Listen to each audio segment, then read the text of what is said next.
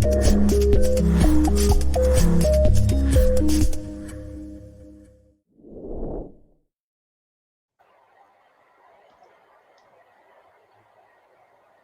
morning, Changemakers, and welcome to the Environmental Changemaker series brought to you by Environmental Scouts. In a few minutes, you'll hear from conservation scientist Jeremy Goss of Big Life Foundation. Jeremy is joining us all the way from Kenya to teach us about poaching, extinction, and habitat loss. I am Dr. Adrianna Glazener, co-founder of Environmental Scouts. If you haven't heard our origin story, if you will, you can tune into any of our previous episodes to find out more. We proudly bring you the Environmental Changemaker series to amplify the voices of real-life changemakers like those you'll meet today. Please like this video and subscribe below. You can also follow us on social media, Facebook at Environmental Scouts and Instagram at EnviroScoutsLA. Joining me is Environmental Scouts co-founder, Brooke. Hi, Brooke. Hi. So happy to be here today. Brooke, there's lots of complicated issues threatening wild animals all over the world. You like trivia, right? Yep. Okay, so I have a question for you. Are you ready? Yes. Okay. What is the world's most trafficked animal? Pangolin. Oh, you're too smart for me. Okay, so for our audience, trafficked means dealt or traded illegally. And Brooke, you might have noticed somebody that's not Jeremy on our screen as well. So kicking us off this morning is Dr. Jen Tinsman, UCLA wildlife biologist and expert on some of the little guys, like the one you just mentioned, the pangolin. So good morning, Jen. Hi, Brooke. Hi, Adri. I'm really excited to be here. Thank you so much. So we want you to tell us all about the little guys that you study and work so hard to protect, because we want our audience to use what they learn from you to make connections to what Jeremy teaches us in a little bit. So take it away. All right. Hi, everyone. My name is Jen Tinsman. Like Adri said, I am a wildlife biologist at UCLA, and I study the lemurs of Madagascar and pangolins in Central Africa. And I've got a couple of slides that I can show you to introduce myself.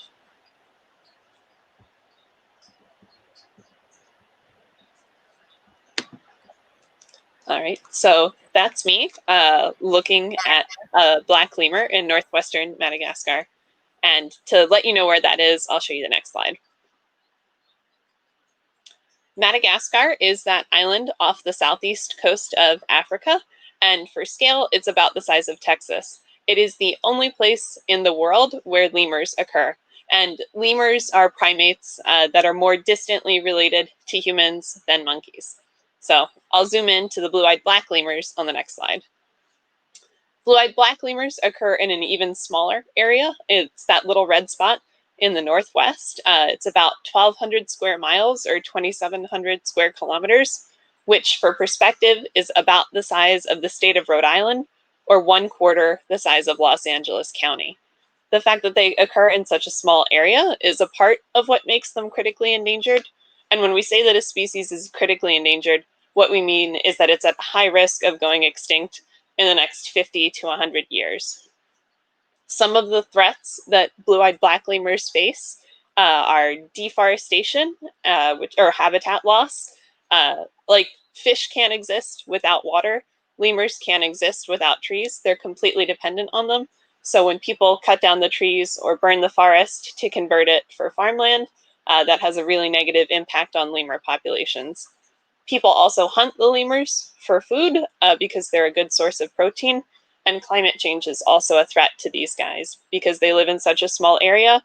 If their habitat changes too much, they don't really have anywhere else to go. So this is a picture of me and my fellow scientist Jocelyn at our camp. One of the ways that we try to understand and help these lemurs is to map the remaining populations. Since they live in such a small area, knowing where the animals are and how many lemurs are remaining is really important.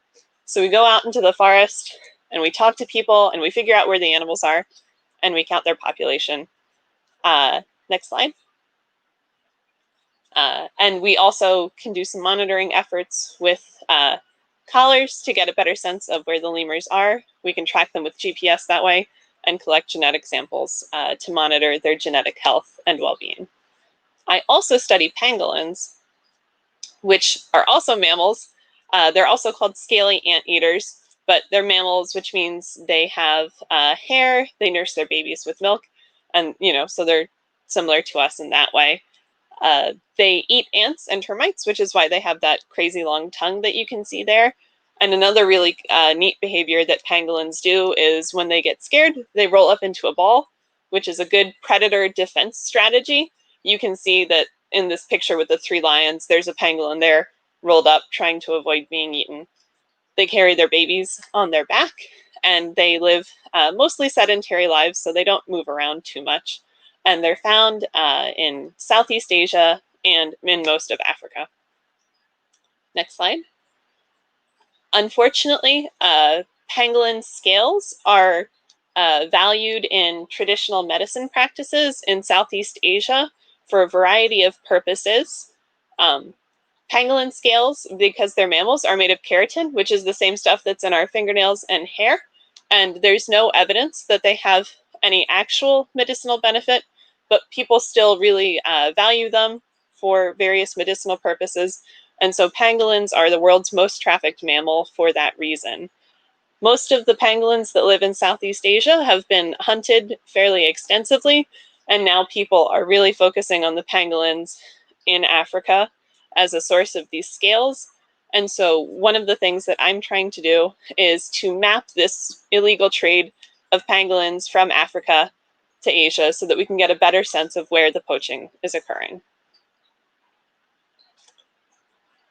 As you can see here, the level of harvest of pangolins is really unsustainable. If you remember that picture of a man holding a tree pangolin, they're just not that big animals. So these bags of scales here represent hundreds of individuals, and this is just one shipment of illegally harvested wildlife. Oh, sorry, can you go back? As you can see, they're also smuggled along with other illegal wildlife products like elephant ivory. And so I'm really excited to hear more from Jeremy Goss today about that. Thank you so much, Jen. That was really informative. Brooke, do you have any questions for Dr. Tinsman about pangolins or blue-eyed black lemurs? Anything new that you thought was interesting? Well, I do have the question. Is since the pandemic, has the poaching of pangolins increased or decreased? Well, it's difficult to tell. I think that the pandemic long-term is going to increase poaching because of all the economic hardship that everybody's been facing with people losing their jobs and legal means of making money. People out of desperation are going to turn to illegal means and to become more reliant on the forest. So I do think that we're going to see increases in illegal activity as people have no other choice. Yep. Brooke, I want you to do me a big favor during the next 45 minutes. I want you to see how many connections you can find between the study and conservation of pangolins and lemurs to the study and conservation of the animals and habitats that Jeremy's going to talk about. Sound good? Yes, sound good. All right. So without further ado, we have author, photographer, conservation scientist, all-around amazing human and representative of Big Life Foundation, Jeremy Goss, here to teach us all about conservation and how we can help fight against poaching and extinction of these beautiful souls. Jeremy, take it away. Thanks, Adrianna. Nice to connect with you all. Hey, Brooke. Hey, Jen. Really interesting to hear your short piece. I'd love to hear more about what you do, and I've already got some connections I'm interested in, and I'll follow Brooke after the end of the show. So I'm talking to you all from Kenya, and hello to everyone out there who's listening. Slightly different time of the day and part of the world. It's 10 past 8 at night here, so I'm in a slightly darker darker room than everyone else, in a little house out in a beautiful part of Africa called the Chulu Hills, which is right in southern Kenya. And Jen was much more prepared with her maps of the world to show you where she's been working. But we're very close to the border between Kenya and Tanzania, and I'll show you a map of the area shortly. So I'm talking to you from a little house. It's just in the middle of the bush, completely off the grid. We've got our solar lights keeping things lit, but somehow we've got power and we've got internet too. So living in this amazing world where I can talk to you from an off-grid house in the middle of the bush in Kenya.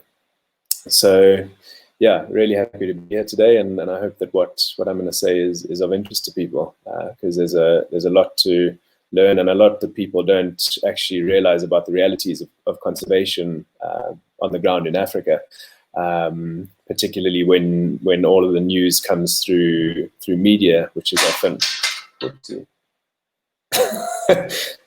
something outside. Hopefully nothing coming through the door. So Dan, if you can start my presentation, that would be good. Or is it going already?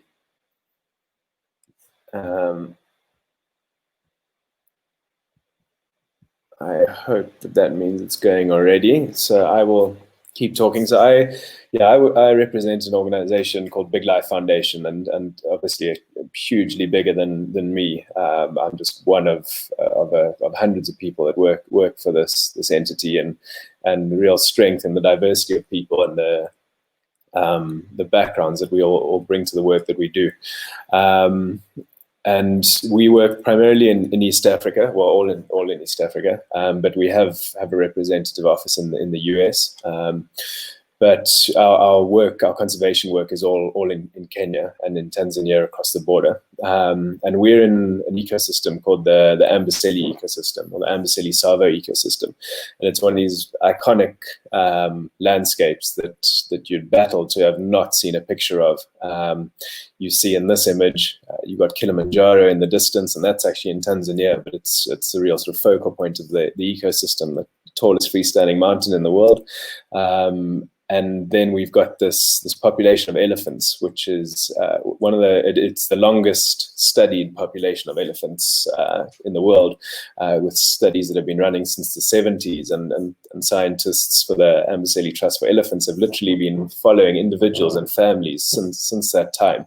So there's this most incredible history and knowledge on these elephants, which is also over time the close interaction with humans has allowed them to really habituated them to human presence, so you can get really close to these elephants and really interact with them in this ecosystem, which is magical. So we've got this incredible mountain, these incredible animals.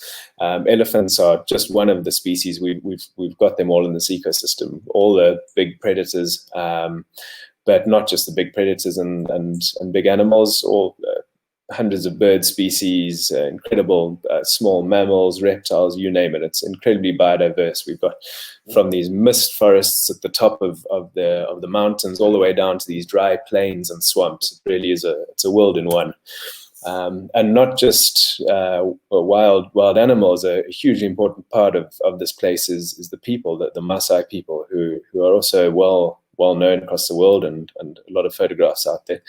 There are people who've really kept a lot of their traditions and culture alive, in contrast to what's happened across the rest of Africa and the rest of the world. And so you've got this really vibrant, rich culture of the Maasai people. And they are, which will become important later in the stories, primarily pastoralists. So that means that they keep livestock as their means of living. They drink the milk, they eat the meat, they sell the animals. And everything in Maasai life really focuses around livestock, and mainly cows. You've got your sheep and your goats, which are your small change, and then you've got your cows like this beautiful one, which really represent the wealth and the status of a family. And you see this is a traditional ceremony. In the background, everyone in their traditional gear. And these scenes are still common in this ecosystem. So you've got this incredible biodiversity and this incredibly rich human culture, and it's all condensed into this single place, which is what this looks like. So again, I'm sorry I don't have a bigger map to kind of zoom in, but you can see there's the international border, Tanzania to the south, and you can see Kilimanjaro at the bottom and Kenya to the north. And we're just about halfway down the Kenya-Tanzania border, halfway to the ocean, or a little more. And what you see on this map is you see some national parks: Kilimanjaro, Amboseli, the Chulu Hills National Park, and Tsavo West. And now three of those parks, Kilimanjaro, Amboseli, and the Chulus, are actually relatively small. Amboseli is only 100,000 acres, which is a really small area when you're trying to protect big animals that have big spatial needs. And so what the blue arrows show you is wildlife movements. And so these animals, because those parks are so small, the animals actually have to move in and out of these parks depending on where the rain has fallen, what season it is. The protected areas cannot sustain them on their own. So they need to be able to move out onto the land around the national parks, which is owned by the Maasai people who I just told you about. So there's a real reliance on this community owned, or on the community who owns this land around the parks, and their support for having these animals essentially living amongst them.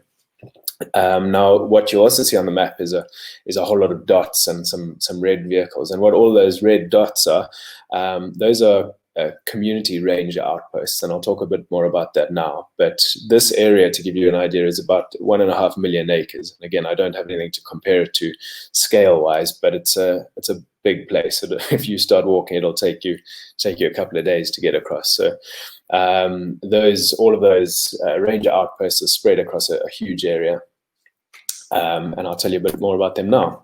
Now, this place, although it is paradise, obviously has its huge conservation challenges. Now, in the past, when Big Life was established in 2010, and the history of Big Life actually goes back to the early 90s, when Big Life was established in 2010, ivory poaching was really just sort of peaking. Starting in 2008, 2009, there was a real surge following what everyone believes to be that, well, there was a legal sale allowed in the East, which coincided with this huge uptick. And everyone thinks that what happened was that the legal sale of ivory to China then provided this cover for illegal ivory to start moving. So there was this real uptick across in the whole of Africa, and in a year there were as many as 30,000 elephants, 40,000 elephants dying every year, being killed for their tusks.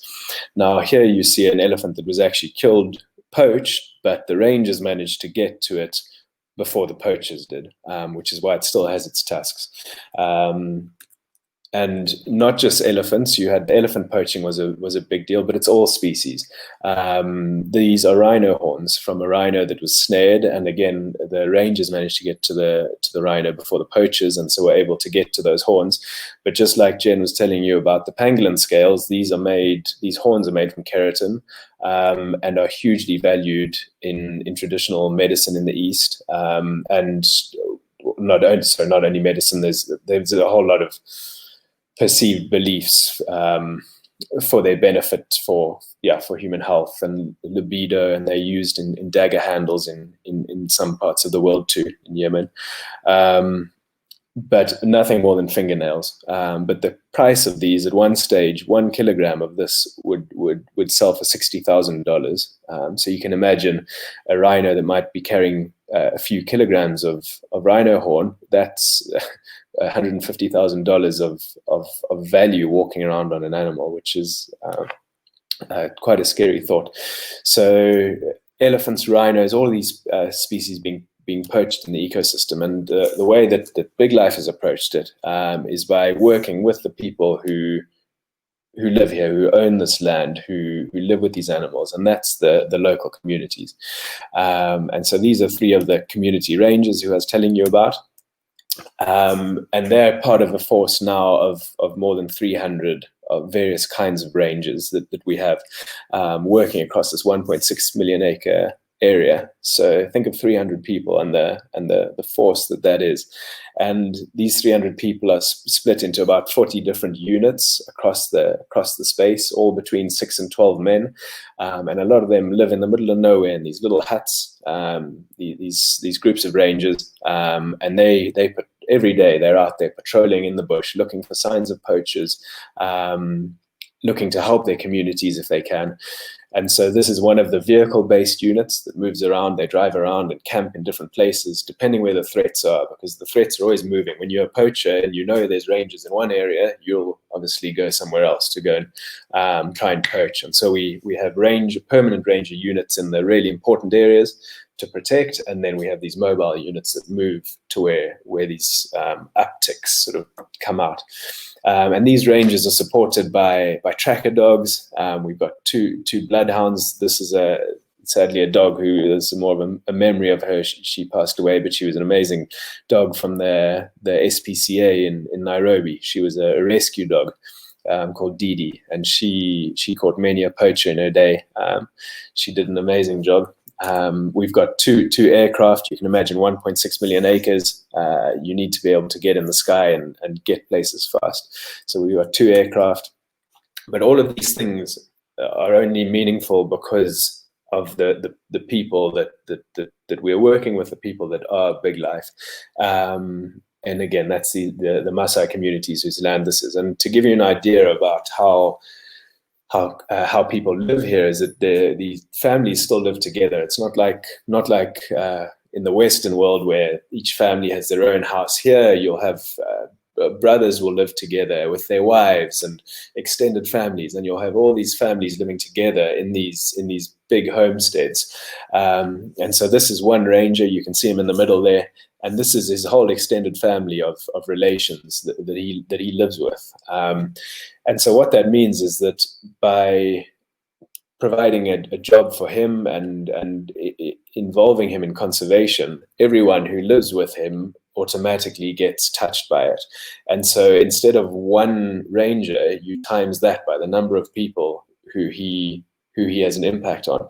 And so you can imagine that 300 rangers and the 500 employees suddenly becomes, you times that by 20 or 30 in terms of the people that are being impacted. And that's really where our success comes from, is trying to create these benefits for communities who live with wildlife. And what that's done is led to an incredible reduction in poaching. There's a lot of there are other entities working here who all do great work, but the work that the rangers have done has really been key to this reduction in poaching. And in fact, we haven't lost an elephant to poaching in 2 years. The good news is across the world, poaching is going down, but it's certainly still a threat, and we're still actually picking up ivory and pangolin scales in our intelligence networks. And so with all these eyes and ears through the communities, if anything's happening, we know about it. And so if anyone speared an elephant or killed an elephant, we know. And even if they get away, we're able to find out who it was, and we'll catch them. If people are trying to move ivory through the area, we know that it's happening, and we're able to catch them working with the Kenya Wildlife Service. And so what it's done is raise the risk of poaching to a point where it's just not worth it. You don't want to land up in jail, so people just aren't poaching in this ecosystem anymore, which is an incredible success. Now, while we've had all this success with reducing poaching, we've now had to, or since dealing with that problem, another one reared its head, and you can see that problem right here. And if I was able to interact with anyone, I would ask you, what do you think the problem is? But you can see this line down the middle of this picture, and on the left hand side you've got natural habitat, you've got the bush, you've got the place where animals do and should live. That's their habitat. On the right you've got farms, a swamp that's over time being converted to agriculture. That's human habitat. And the problem is, when elephants go from the natural habitat into the human habitat. And that happens when it's dry, when you've got nice ripe tomatoes, nice ripe maize. It becomes an incredible temptation for an elephant to hop the boundary into the human world. And then you get this, what we call human wildlife conflict. And that became incredibly, it replaced poaching as our biggest threat. A few years ago now, 5 years ago, human-elephant conflict really became the biggest threat to elephants at that time. And you can see here, this is actually a thermal image of some elephants in the top right of the screen there, in a maize field. And those are then rangers. And so what we were having to do, or the rangers were having to do, was literally spend all night, every night out there, responding whenever they got a phone call from a community member or heard commotion. They were responding to this and then trying to move the elephants out of farm safely. But you can imagine when an elephant's in a farm, these farmers only own, they work small patches, only 2 acres usually per farmer. So if that's your entire life and your entire income is on that 2 acres of farm, an elephant in there, or a group of elephants, overnight can eat everything that you own and everything that was going to be your income for that season. And literally, it can ruin you overnight and your family. There goes the school fees. There goes the food on the table. And so, as a farmer, the stress, you can imagine, an elephant to a farmer is not the same thing as an elephant to anyone who's here enjoying elephants for elephants. They're a real threat. And here you see a water tank that was broken by elephants drinking. And that, again, was a couple of $1,000s of damage to repair that. And so these are real costs that people are having to pick up, economic costs that often can't be afforded in these areas. Money that should have gone to, as I say, school fees, whatever it might be, people are having to pay toward the cost of living with wildlife. And that's where we now then said, okay, what can we do to reduce this? How do you create some sort of harmony between man and animal? Here you see the sort of the outcome of this conflict, and this is an elephant being treated for a spear wound, because the farmers would obviously they'd sleep in their fields, and when they'd hear the elephants coming, they'd try and you'd beat pots and pans and make a noise and scare them off.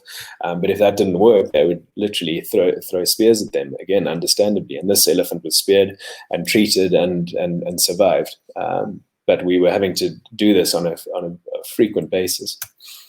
Here you see what the rangers were having to do, trying to chase elephants out of farms. This is sadly an elephant who died not long ago. At the beginning of this year, an elephant called Tim, who is certainly one of the biggest, has had some of the biggest tusks of any elephant in Africa and the world. And you see how big they are. But the rangers here trying to chase him out of these fields using basically firecrackers. So you can imagine the scene of a ranger having to chase these 6-ton animals, huge elephants, in the dark, throwing firecrackers, dangerous for everyone, and just created this horrible tension between human and elephant, and it just wasn't working. So what we did was something that's not very pretty to look at, but it works incredibly effectively, and that is fences.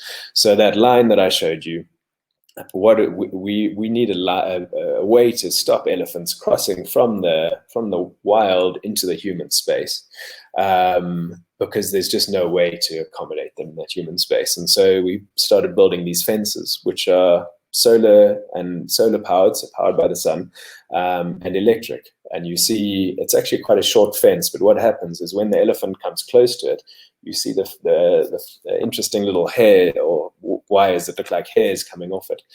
When an elephant comes close, it gets a shock from one of those outriggers, we call them, before it's actually able to get to the fence and either step over it or knock it down. So those are the advance warning that shock the elephant before it's able to get to the fence and break it.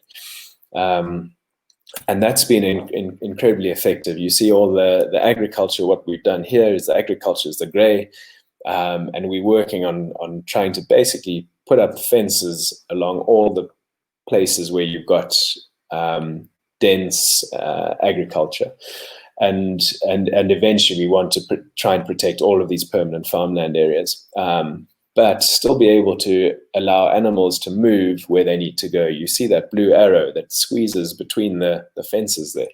We'll come back to that in a bit, because you can't put up fences that interfere with the way the ecosystem works and the way that the animals move. Now, elephants aren't the only things that are difficult to live with. And again, these are all animals that when you see them on TV, they're beautiful. And well, when you see them in real life, they're beautiful. But you often don't see the other side of living with these animals. And here is a cheetah with her 4 cubs hunting a goat. So someone's animal, someone's livestock animal. And the cheetah doesn't know it's doing anything wrong. It's simply killing to feed its young. And the goat doesn't know how to deal with a wild predator. So it becomes very easy for the cheetah in this case. And so every year across Amboseli, we have at least 3,000 livestock animals killed by wild predators. Not just cheetahs, we've got lions, we've got jackals, we've got leopards. All of these wild predators are killing human animals every day. This is a cow that was killed by a lion. You can actually see, if you look carefully on it, on the side of the body, you can see the claws of the lion that jumped on the back to bring it down. And then the community around, these are the people who from the village where the owner of that cow lived. And not only does that cow cost money, that cow is probably worth $350, maybe $400. So there's that's $300 down the drain. But there's an anger when an animal comes and when something comes and takes what is your property. It's like a thief breaking into your house, really. And so there's a lot of anger that follows these sort of incidents. And then, sorry for this is a sad picture, but it's unfortunately the reality is that people then respond by killing predators. As you can understand, if there's a predator that's killing your livestock animals, you're going to defend your livestock animals. And so what that was doing was really driving all of the local predator species, particularly lions, towards local extinction. So what Big Life did was, working with the community leaders, said, okay, what can we do to change the course of this? And they said, well, if you can offset some of these economic losses, just so that people don't lose everything and be angry, then that would actually go a long way. And so we started something called the Predator Compensation Fund, where Big Life will pay the livestock owner a portion of their loss, as long as they don't go and kill the predator. If the predator is killed, then the people who were owed money for their livestock losses don't get paid. So it's a balance where people agree to let the predators live, and Big Life pays them some of their losses. And it's been an incredibly effective program. This is just a quick graph to show you. The red bars on the left-hand side show you the number of lions that were being killed every year. This is from 2002. So that was 19 lions killed in a year. 2003, there were 7 lions killed. Then the blue bars show you the number of lions that were killed each year thereafter. And you see it drops to 0 in most years, with a few little blips. And what's happened over that time is now the lion population has rebuilt. We know this thanks to our partners of ours, the Lion Guardians, who also do great work in this ecosystem looking after lions. So we've had the killing has stopped and the lion population has rebounded. And when you look across the rest of Africa, it's on a pretty steady downward trajectory, particularly outside of protected areas. So what's happened here is really quite incredible. Then also to do with predators is, I told you about the anger, and what happens is, with the strong Maasai culture, is the role of the young men was to defend, basically historically, defend your village and defend your community and defend your livestock. And whether that meant defend them against other tribes or defend them against predators, that was your job. So the warriors would kill lions both to demonstrate their bravery and strength, and also in retaliation for livestock losses. So again, working with the community, how do we take this group of young men who are really want to kill lions, and what else do you give them to substitute for that, to compete against each other? And something called the Maasai Olympics was born. And this is a competition where the warriors of this ecosystem compete against each other from different areas. They have essentially a tournament that then results in this final day where it's a competition of traditional warrior sports. So what you see on the screen now is called the rungu throw. It's like a wooden club that you carry for protection, and you have to throw that and get it into a net. There's the standing high jump, which is I hope everyone's seen pictures of the Maasai jumping, because it's something to behold. This was the guy who won it that year, and he has got to that height. His waist is literally at everyone else's head height. He has got to that height from a standing position. Incredibly athletic. And then there's a whole lot of running events too. And what this has done, you see the crowd in the background, is just get everyone on board get people behind something other than killing lions, give people something else to come and watch and celebrate, and for the young men to get excited about and compete against each other with. So that's also been it's been a complement to the compensation fund, which looks after the economics, and the Maasai Olympics now tries to address some of this anger and the desire of young warriors to go out and kill lions. Now that sort of looks at the conflict, but there's a lot more that you've got to do. So what Big Life is doing is, not only are we reducing the conflict, trying to reduce the costs of living with wildlife, but then you've got to do what you can to increase the benefits as well, so that people actually want to have wildlife around, and say, yes, we'd like to have elephants living on our land, and we're happy to have lions around, even if they kill our livestock. And so we've got a variety of programs trying to create these benefits. And a really important one is scholarships for kids. And a lot of parents can't afford to send their kids to decent schools, particularly higher levels of education. And so we run a scholarship program, which at the moment has over 300 kids in school. Unfortunately, schools are closed in Kenya because of COVID at the moment, but there's 300 kids on scholarships who most likely wouldn't be in school if their education wasn't supported. So particularly focused on girls as well. More than half of the scholarships are for girls, which is really important in Maasai land, because in the past it's a very male-dominated society, and women often weren't educated. And we feel really strongly that that's an important part of the future, is female education and women's empowerment in Amboseli. So education is a huge thing, and these wildlife scholarships is a big benefit. We also go into classrooms, we go into schools, and talk to young people and find out what they're thinking, try and explain to them what this ecosystem is and why it's important, why everything has a place, why if you take the elephants away, it might eventually have a negative impact on you as a human being, and what is humans' place in the ecosystem, and how can we all get along at the risk of sounding cliched. And that's a hugely important program, is conservation education. And coming towards the end of my piece now is looking towards the future. And so it doesn't help to keep animals alive, elephants, lions, these iconic animals. It doesn't help to keep them alive if in future they've got nowhere to live. And that is our biggest risk, or the biggest threat going forward in Amboseli. Is across Africa, you've got the human population is exploding. You've got rapidly developing economies, and so there's a lot of pressure on land. And we believe strongly that there's a way to balance conservation and human needs so that conservation contributes to human development.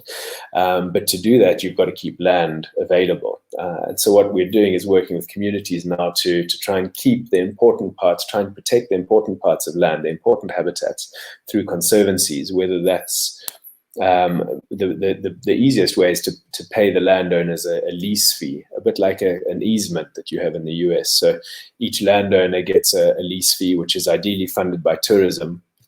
And that allows them to generate an income through tourism, and then they can still keep their livestock on this land and have two sources of income. And we feel that that's probably the most productive use of a lot of this semi-arid land going forward. So here on this map, you see a few of them that we're working with. Again, this is that area where we've put the fence in. So it's quite a hot area of conflict and conservancies, and there's a lot happening in this area. Now, you remember that little arrow that squeezed between the red lines on that fence map? Now, here we are back at that, because as it's one thing protecting these big areas, but we need animals to be able to move from the national parks to these conservancies where they might go and graze in the dry season. And often that means going through areas that have become very built up, very developed. And what you see here is there's a tarmac road that runs across the screen. It's slightly obscured, diagonally across, slightly obscured by the yellow fences. But by constructing the fences in a way, we've been able to basically funnel animals through where you see that actually says animals move through this gap. It's about 80 meters wide, which in feet is probably, what's that in feet? 200 just over 200 feet wide. And elephants, lions, we've had aardvark, we've had the most incredible animals move. We have camera traps on this corridor moving through that tiny space between. You can see on both sides there's farms, there's buildings, then they go over the tar road and into the Kumana Sanctuary, which is a protected conservancy. And these are the sort of solutions we're having to come up in a landscape that's becoming increasingly fragmented. But what we've seen here, and it's been shown elsewhere in Africa, is that animals will find a way. All they need is a small little gap, and they'll find it and they'll use it. We just need to do enough to keep these spaces connected. And you can see here this is actually a collared elephant, collared by Save the Elephants, who also do great work in Kenya. And an elephant came all the way from Savo West, walked all the way up along the edge of the agriculture, and then into the Kumana Sanctuary you see near the top, and through that little gap, and then into the conservancies on the left-hand side. And that was a perfect demonstration of how this corridor works, and how you have elephants that are moving across this entire huge area from Amboseli to Savo and beyond, and how these creatures have basically need this entire landscape. We're not able to confine them to small areas and expect them to survive as a species here. So that is my final slide. This is what we hope that we'll be seeing for decades to come, centuries to come. We've got to be looking really long term in conservation. It doesn't help to succeed in the next 5 years. We've really got to look at solutions that are going to be relevant decades into the future. And that's what we're trying to do, so that we can keep Amboseli or keep this ecosystem together. So thank you. Jeremy, thank you so much. That was so awesome. Amazing. Yeah, Brooke, what did you think? That was so good. That explanation couldn't have gotten better. Thanks, Brooke. I hope I was clear on everything, because there's so much to cover, and it's often a bit overwhelming to hear it all at once. Yep. Well, to speak to how clear you were, I was going to ask you how we ensure protecting animals doesn't push vulnerable people into extreme poverty. And you did such a thorough job describing the interconnection between the people and the land. I'm so impressed with Big Life's attention to the human-wildlife conflict, as you described, all of the workable solutions, the Predators Compensation Fund, how you employ local rangers, the Maasai Olympics, scholarships for kids. It makes me wonder how we can replicate sort of that systems thinking, those solutions in other communities. You know, we don't have lions and elephants wandering around Southern California, for example, but I wonder how we can sort of work in our community to mitigate human wildlife conflict. It happens with coyotes, with bats. And I'm just so interested in how what you described is applicable all over the world.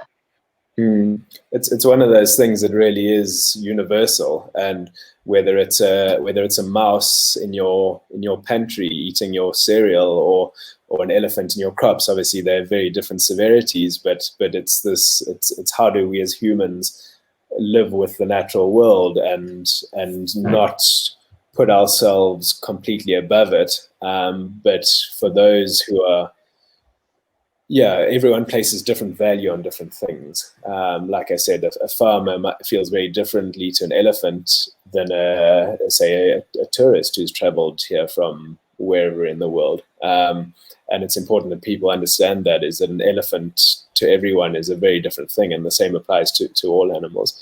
But there's a lot of, I'm interested in the US and the conflicts there, and I know the wolves are there's a lot of conflict with that species and various others. So as you said, it is universal, and it's just about trying to understand what it is that the problem is, and work with the people who have the problem to try and solve it. And I think that's the common thread, and whether it's compensation or whatever it might be, I think that, and you see it across Africa, there's people that are working on these conflicts and solving them in very different ways, which is exciting to see. And I think the main thing is just being able to understand and target a solution at the problem and the community who are dealing with it.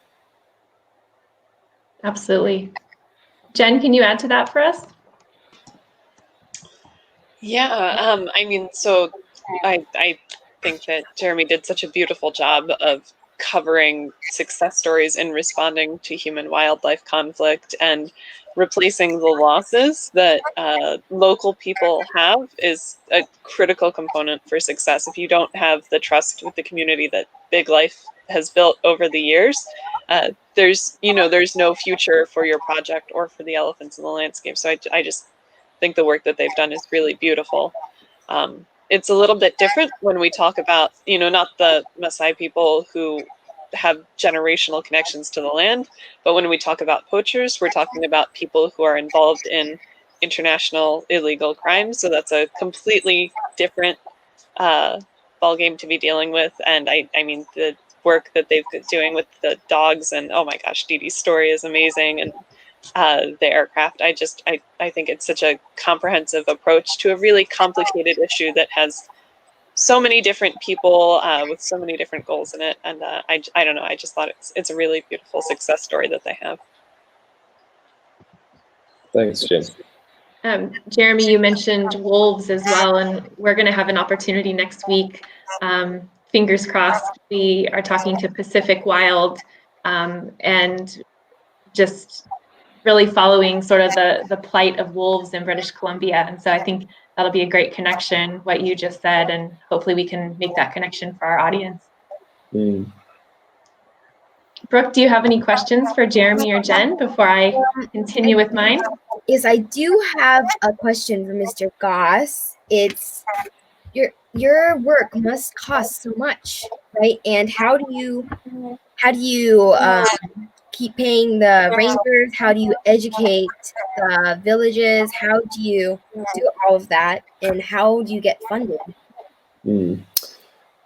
That's as difficult as the as the actual conservation work sometimes, because a lot of these things, Brooke, we don't see ourselves as coming in and leaving. We see a lot of what we do as being necessary as part of the fabric of of conservation in perpetuity. Who knows? So if you stop paying for livestock losses, then the people may well go back to killing them as they were before. The same with protecting habitat. If people aren't generating income out of their land, then they might turn it over to farming or mining or whatever it might be. Again, these are universal human decisions and things that you have to understand people's perspective when they make their decisions like that. So I guess what I'm saying is that it's a challenge because it's something we have to keep doing for as long as we continue to exist. And so a lot of our money comes from private philanthropy. Most of it from the US. The US is certainly the most generous country when it comes to giving, which allows us to do what we do, because nothing of what I just told you about would be possible without the funding. It just wouldn't. So a lot of really kind people that fund our work. We've got some zoos that support what we do. Some government entities, again, some US government funding, some from the European government. So it's quite mixed, but a lot of it's just from individuals. And we're trying to, over time, to get more from companies and corporates and the tourism industry if they can. Obviously now the tourism industry is on its knees, but trying to get some of these more sustainable, quote unquote, sources of income. But yeah, it's tricky. Absolutely. And I think you made the way that the money is used so clear, because sometimes, for kids, we want to save the elephants, or we don't really see how those dollars translate into actual conservation efforts. And the specifics of what you described, that it's going to paying local rangers and the Predators Compensation Fund, paying landowners for a lease fee, scholarships for kids, which I know is a very cursory glossing over of how the money's used, but it makes such a difference, I think, for donors to see how those dollars are actually used and how you depend on them. Yeah, and how they help people and animals. Like I hope that if you took away one thing from what I was talking about, it's how people and animals share this space, and it's the human well-being is as important as the animal well-being. You can't focus on one or the other. And so here we're trying to work on things that work for both. And so by saving elephants, you're benefiting human beings. So it really is it's a sort of a double win, which is why it works. Absolutely. Any last words from our experts? No, not other. I'll hear from Jen, but no, just to say thanks for having Brooke. I think what you've all done here is amazing. Your idea to get this set up and running. So well done to you all. It's really nice to plug in from so far away and hear you. And I look forward to seeing the rest. And Jen, great to hear briefly from you. And yeah, if you're working on pangolin, we've got them around here, and we've got pangolin trafficking. So get in touch. I'm sure we'd have stuff to discuss. Yeah, I'm sure we do. And Brooke, I do just want to second Jeremy's thank you. It's so important to talk about these issues. A lot of people who consume elephant ivory or think it's nice to have in the home don't realize that the animals have to be killed in order to get their tusks. And so even just telling them that, it might look like beautiful art to you, but actually it means the death of a beautiful animal, helps change people's minds about it and lower the demand for ivory, which is really critical to protecting elephants. So you are helping them just by organizing this. Yeah, and I think Jen, actually, that's a good point. Is that this whole thing, particularly when it comes to things like the ivory trade, it really is it's a global effort. I mean, we're here in Africa on the ground, but then you've got people working on trying to disrupt the trade. You've got people working on education in the East. And in the case of the ivory trade, it really is working. The prices are down. There are fewer elephants being poached every year. I mean, it's been a real conservation success story. And there's a lot of big problems out there in the world right now that get scary when you spend a lot of time thinking about them. But the fact that the world's been able to get it together and address elephant poaching, not solve it, but move in the right direction is a brilliant thing. So, and that's thanks to everything that everyone's doing, including things like this. So, yeah, well done, Brooke. And to our audience, you can find out more about Big Life's efforts in Africa. BigLife.org is their website. You can also follow them on Facebook at Big Life Foundation and on Instagram at Big Life Africa. So thank you again to Jeremy Goss, to Jen Tinsman, and to Brooke Thorman. And please go to environmentalscouts.org for more information for kids on how you can follow up and take action in response to any of the videos on our series. We look forward to seeing you the rest of the week. Tomorrow we have a time change. We will see you a little bit early. Is that right? I think 9 o'clock for Mackenzie Feldman, founder of Herbicide Free Campus, and she's going to discuss their campaigning to stop the use of harmful herbicides. So thank you again. Bye, everybody. Thanks, everyone. Bye-bye. Bye.